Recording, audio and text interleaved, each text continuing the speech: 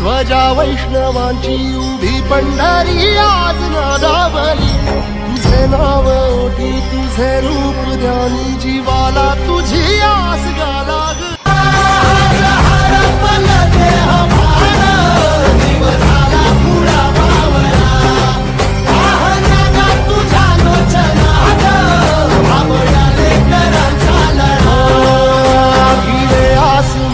ध्वजा वैष्णवांची उभी पंढरी आज नादावली। तुझे नाव ओठी तुझे रूप ध्यानी जीवाला तुझी आस गाला।